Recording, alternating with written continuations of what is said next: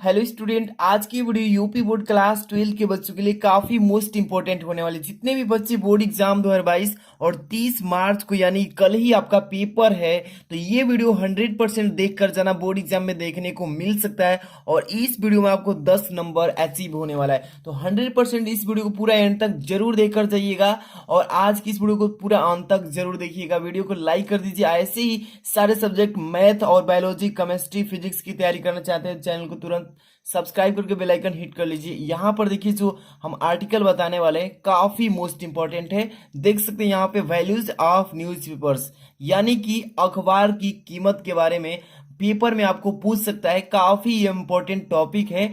यहाँ पर देखिए इसमें आर्टिकल लिखने के लिए पेपर में 100% आ सकता है। तो इसमें देखिए आपको बोर्ड एग्जाम में कैसे रिप्रेजेंट करना है, कैसे लिखना है ताकि आपको फुल नंबर मिले। ज्यादा भी नहीं लिखना है, टू द पॉइंट टॉपिक के वाइज लिखना है ताकि आपको अच्छे से यहाँ पे कंप्लीट भी हो जाए और आपको नंबर भी मिल जाए। तो यहाँ पर देखिए दो आर्टिकल, एक तो यहाँ फेस्टिवल्स ऑफ इंडिया के बारे में बताएंगे ही। फर्स्ट नंबर पहले बताते हैं वैल्यूज ऑफ न्यूज़पेपर्स यानी कि अखबार की कीमत के बारे में। ठीक है, यहाँ पर देखिए सबसे फर्स्ट नंबर में कि newspapers in the modern society have great social and educative values, यानी कह रहे हैं कि आधुनिक समाज में समाचार पत्रों के महान सामाजिक और शिक्षाप्रद मूल्य है। ठीक है, शिक्षाप्रद क्या है, वैल्यूज मतलब। इसके बाद यहाँ पर देखिए they are common media of expressive values, यानी कि कह रहा है इसमें कि उन्हें अपने विचार व्यक्त करने होते हैं। इसके बाद देखिए its principal aim is to supply news information with different views through comments, article and emotions. इसके बाद फुल स्टॉप है। इतना आपको अच्छे से पहले अच्छे से एक दो बार रिपीट कर लेना है ताकि पेपर में कोई भी ना छूटे। ठीक है, यानी कि they are common media of expressive views. यहां पर देखिए its principal aim is to supply news information with different views through comments, article and emotions, यानी कि कह रहा है इसका मुख्य उद्देश्य टिप्पणियों, लाखों और संपादकीय के माध्यम से समाचार सूचनाओं के अलग अलग विचारों की आपूर्ति यानी कि आपूर्ति करना। ठीक है, आपूर्ति को क्या करना, पूरा करना। द न्यूज कॉलम्स यानी कि the news columns of A newspaper supply it's, यहां पर देखिए रीड्स द डाटाज, यानी कि क्या कह रहा है इसमें, देखिए कि विभिन्न डेटा के आपूर्तिकर्ता, यानी कि विभिन्न मतलब होता है अलग अलग डेटा के आपूर्तिकर्ता। ठीक है, इसके बाद देखिए newspaper in the present time make use familiar with the current news of our nation, comma लगाएंगे international news, the opinion of general public through. इसके बाद यहाँ पर देखिएगा आर्टिकल्स, कॉमा लगाएंगे रीडर्स, कॉमा लगाएंगे कॉमन्स। इसके बाद सजेशंस पब्लिक थ्रू आर्टिकल। इसका मतलब कह रहा है कि वर्तमान समय यानी कि वर्तमान समय में समाचार पत्र हमें अपने देश के वर्तमान समाचार पत्रों से परिचित कराते हैं। देखिए इसके बाद लाखों के माध्यम से अलग अलग जनता की राय से परिचित कराते हैं, मतलब कि जनता जितने भी अलग अलग प्रकार के उन सभी से क्या करता है, न्यूज़पेपर हमें परिचित कराता है, उनके बारे में बताता है। पाठकों की कॉलम सुझाव लाखों के माध्यम से प्रकाशित भी कराता है। तो देखिए इतना लिख लेना है। इसके बाद यहाँ पे मान लीजिए कि आपका आर्टिकल यहाँ तक खत्म होता है, ये जो है ना इसके बाद यहाँ से नहीं लिखना है, आपको इस लाइन को छोड़ करके यहाँ से स्टार्ट करना है, ऐसे ही लिखना है। देखिए आर्टिकल में आप हेडिंग तो नहीं लिखेंगे, बट ये वाली जो लाइन यहाँ पे समाप्त हो रही है इसको छोड़ करके यहाँ से स्टार्ट करना है। ठीक है ना। इसके बाद देखिए newspapers are as very important means of communication between the government and people, यानी कि कह रहा है कि समाचार पत्र सरकार और लोगों के बीच संचार यानी कि संचार के बहुत महत्वपूर्ण साधन है। ठीक है, महत्वपूर्ण क्या है, साधन के एक रूप है। अब देखिए they write about ties affinity and covered between the opposition parties and the रूलरी पार्टी। इसका मतलब कर रहा है वे विपक्षी दलों और सत्ताधारी दल के बीच संबंध यानी कि आत्मीयता और सहमति के बारे में लिखते हैं। ठीक है, लिखते हैं। अब it is through newspaper that development of trade and commerce is achieve. इसका मतलब क्या कह रहा है कि देखिए जिसे मतलब जिसे समाचार पत्रों के माध्यम से ही व्यापार और वाणिज्य का विकास होता है। ठीक है, इसके बाद आपको इतना तो लिख लेंगे, यहाँ पर खत्म हो रहा है। ठीक इसके नीचे आएंगे, कहाँ पर, इस लाइन को छोड़ देना है, यहाँ पर लिखना है।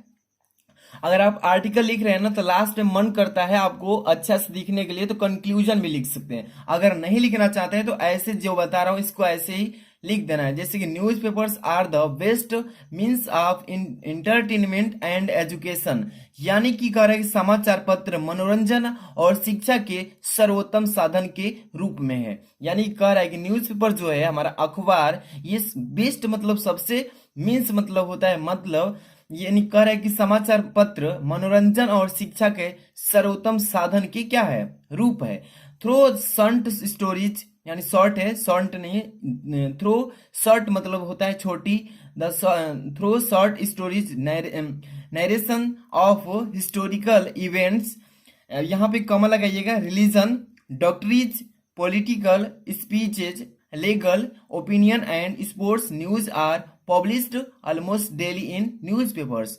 यानी कह रहा है कि लघु कक्षाओं के माध्यम से ऐतिहासिक घटनाओं का वर्णन, धार्मिक सिद्धांत, राजनीतिक भाषा, यहाँ पे कह रहा है कि राजनीतिक भाषा, भाषण यानी स्पीचेज मतलब क्या होता है, भाषण, लेगल यानी कानूनी खुलासों और खेल समाचार लगभग दैनिक समाचार पत्रों के द्वारा ही प्रकाशित होते हैं। तो ये जो मैंने आर्टिकल बताया है इसको आप 100% पेपर में तैयार करके जाइएगा। ओके, इसको अच्छे से तैयार कर लीजिए, एक बार दो बार देख करके रिपीट कर लीजिए। इसके बाद हम आपको बताते हैं नेक्स्ट वाला जो कि वेरी वेरी मोस्ट इंपॉर्टेंट ये भी है।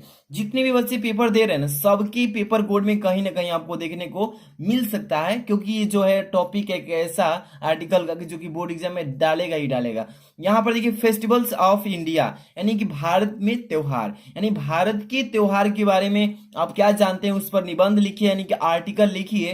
पेपर में ये पूछेगा ही पूछेगा, तो आप इसको अच्छे से तैयार करके 100% जाना। जो भी बच्चे वीडियो को लाइक नहीं किया लाइक करना। और यहाँ पे देखिए सबसे पहले festivals of India are periods of celebrations, यानी कि कह रहा है कि भारत के त्योहारों उत्साह की अवधि है। यानी कि जितने भी हमारे भारत में त्योहार मनाए जा रहे हैं और त्योहार मनाने की क्या है, अवधि है, यानी कि समय है। इसके बाद they play on important role in the life of Indian people. एक बार फिर से पढ़ रहे हैं कि they play on important role in the life of Indian people, वे भारतीय लोगों के जीवन में एक महत्वपूर्ण भूमिका निभाते हैं। वेन जब, रिलीजन धार्मिक, यहाँ पर देखिए when religion creeps in to invest the festivals with spiritual meaning. अब इसके बाद देखिए कॉमा लगाएंगे, this joy comes to be, इसके बाद come to be identified with the joy of worship. इसका मतलब क्या कर रहा है कि जब धर्म, यानी कि जब धर्म त्योहारों को आध्यात्मिकता अर्थ के साथ साथ निवेश करने के लिए रेंगता है तो यह आनंद पूजा की खुशी के साथ पहचाना जाता है। ठीक है, पूजा की खुशी के साथ, वर्शिप मतलब होता है पूजा, पूजा की खुशी के साथ पहचाना जाता है। इसके बाद देखिए the festivals are still associated with religion as well as participation in productive. इसके बाद है प्रोडक्टिव के बाद क्या है, activities and with the seasons of the year. इसका मतलब क्या कर रहा है कि देखिए त्योहार अभी भी, जो हमारे त्योहार हैं, त्योहार अभी भी धर्म के साथ साथ उत्पादक यानी उत्पादक गतिविधियों में भागीदारी और वर्ष के मौसम के साथ साथ जुड़े हुए हैं। ईयर्स मतलब होता है वर्ष के साथ साथ जुड़े हुए हैं। द हार्वेस्टिंग, हार्वेस्टिंग का मतलब जानते हैं, फसल की जो कटाई होती है ना, हार्वेस्टिंग, उसी को बोलते हैं।